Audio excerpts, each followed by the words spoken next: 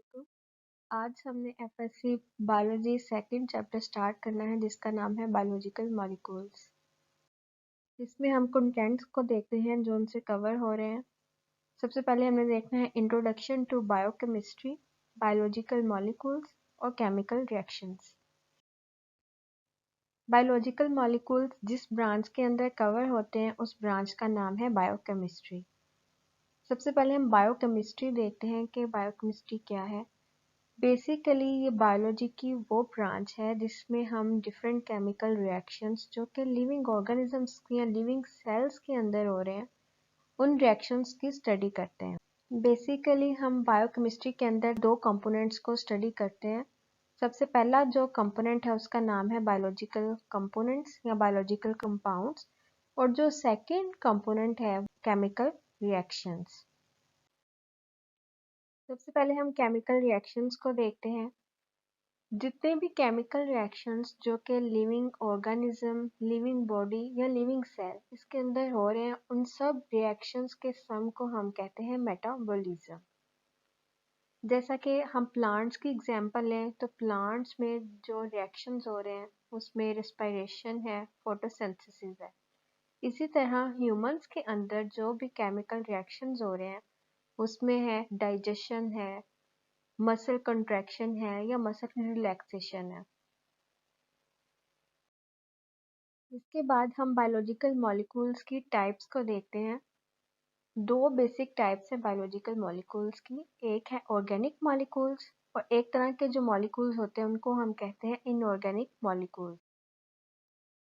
सबसे पहले हम ऑर्गेनिक मॉलिक्यूल्स को देखते हैं। ऐसे मॉलिक्यूल्स जिनमें कार्बन और हाइड्रोजन दोनों एलिमेंट्स प्रेजेंट हो उनको हम नाम देते हैं ऑर्गेनिक मॉलिक्यूल्स का। जितने भी लिविंग ऑर्गेनिजम्स हैं उनके अंदर डिफरेंट ऑर्गेनिक मॉलिक्यूल्स प्रेजेंट होते हैं। फॉर एग्जांपल कार्बोहाइड्रेट्स है, प्रोटीन्स, लिपिड्स और न्यूक्लिक एसिड जिसमें डीएनए और आरएनए दोनों आते हैं। आगे हम देखते हैं ऑर्गेनिक मॉलिक्यूल्स। इनऑर्गेनिक मॉलिक्यूल्स ऐसे मॉलिक्यूल्स हैं जो कि कार्बन और हाइड्रोजन के बगैर हों या ऐसे एलिमेंट्स जिनके अंदर कार्बन और हाइड्रोजन के अलावा बाकी सब एलिमेंट्स प्रेजेंट हो उनको हम कहते हैं inorganic molecules. Inorganic molecules different living organisms में different living inorganic molecules present होते हैं, जैसा कि वाटर है, डिफरेंट एसिड्स या बेसिस हैं, कार्बन डाइऑक्साइड है और साल्ट्स है। आगे चल के हम वाटर को डिस्कस करेंगे। तो केमिकल रिएक्शंस जितने भी लिविंग सेल्स के अंदर होते हैं उनको हमने नाम दे दिया है मेटाबॉलिज्म का।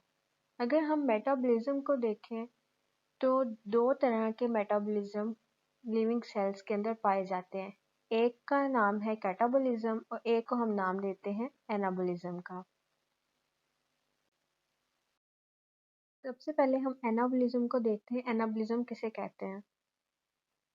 सिंपल मॉलिक्यूल्स जब कंबाइन होकर लार्ज या कॉम्प्लेक्स कंपाउंड्स बनाते हैं तो इस प्रोसेस को हम कहते हैं एनाबॉलिज्म।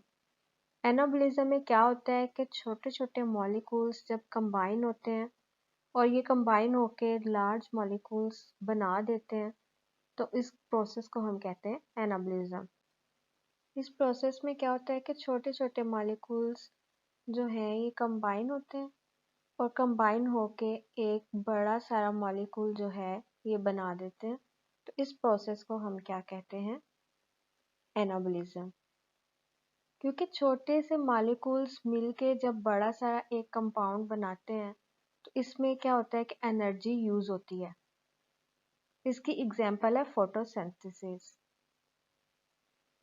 अगर हम फोटोसिंथेसिस की इक्वेशन को देखें तो इसमें क्या है कि कार्बन डाइऑक्साइड के मॉलिक्यूल्स और कुछ वाटर के मॉलिक्यूल्स कंबाइन होके तो बनाते हैं ग्लूकोज। ग्लूकोज कॉम्प्लेक्स कंपाउंड है और इसके साथ बनाते हैं ऑक्सीजन। इस इक्वेशन में हम देखते हैं कि कार्बन डाइऑक्साइड और वाटर जो कि इनऑर्गेनिक कंपाउंड्स हैं और ये कंबाइन होके एक कॉम्प्लेक्स कार्बोहाइड्रेट जो है वो बनाते हैं। इस प्रोसेस को हम क्या कहते हैं? एनाबॉलिज्म। नेक्स्ट टाइप है कैटाबॉलिज्म। कैटाबोलिज्म में क्या होता है कि जितने भी कॉम्प्लेक्स मॉलिक्यूल्स जब कंबाइन होते हैं तो ये ब्रेकडाउन उनकी होती है एक सिंपल मॉलिक्यूल या सिंपल कंपाउंड में, क्योंकि लार्ज मॉलिक्यूल्स जो हैं ये जब मिलके टूटते हैं छोटे पार्टिकल्स या छोटे कंपाउंड्स में, तो एनर्जी जो इन मॉलिक्यूल्स को बनाने के लिए यूज होती है वही एनर्जी रिलीज हो जाती है इनके ब्रेकडाउन में। इसकी एग्जांपल है रेस्पिरेशन। जैसे हम रेस्पिरेशन की इक्वेशन को देखें तो ग्लूकोज जो है एक कॉम्प्लेक्स मॉलिक्यूल था, और ये कंपाउंड जो है इसकी जब ब्रेकडाउन हुई है तो इसने एक सिंपल मॉलिक्यूल्स जो हैं उसमें इसकी कन्वर्जन हो गई है, जैसा कि कार्बन डाइऑक्साइड और वाटर में। तो इस प्रोसेस को हम कहते हैं कैटाबोलिज्म। क्योंकि ये लार्ज मॉलिक्यूल था, इसकी जब कन्वर्जन हुई स्मॉल मॉलिक्यूल्स में तो एटीपी का मॉलिक्यूल भी इसके साथ रिलीज हुआ है। इस प्रोसेस का नाम है कैटाबोलिज्म।